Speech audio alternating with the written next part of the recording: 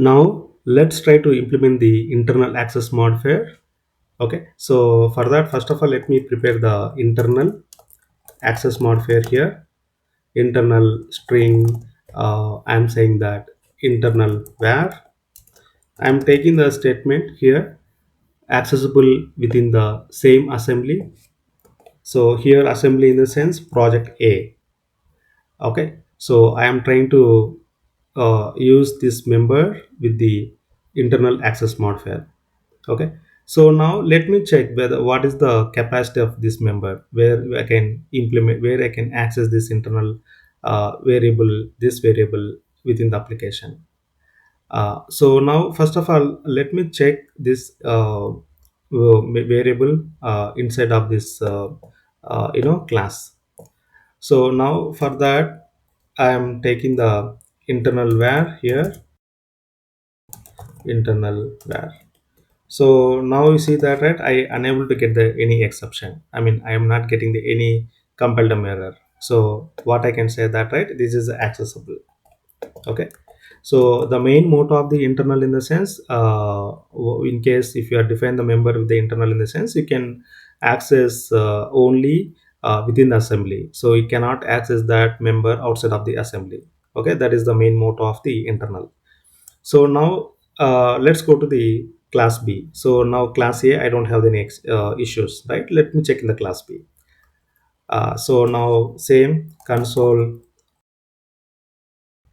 you see that, right, here also I'm not getting any exception. I'm not getting any compile time error, so I can access this internal var inside of the class B as well. Okay, so now I can say I can access this one. Now let's go to the class C. Okay, so I'm checking the class C here. So now console.writeline class A dot. Now if you see that, I can see that internal var without any exception. Okay, so now if you see here, I'm not getting the any exception. I mean, I'm not getting the any compile time error. So this is the proof that I can access the internal access modifiers within the same assembly. So I can say this can be accessible here in the class C. Now let's check in the class X. Okay, whether I can access here also or not.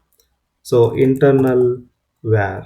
See, I am not getting the any intelligence. I mean, I'm not getting the any members here in this intelligence. I can't get it. Okay, so this I can't access inside of the class X.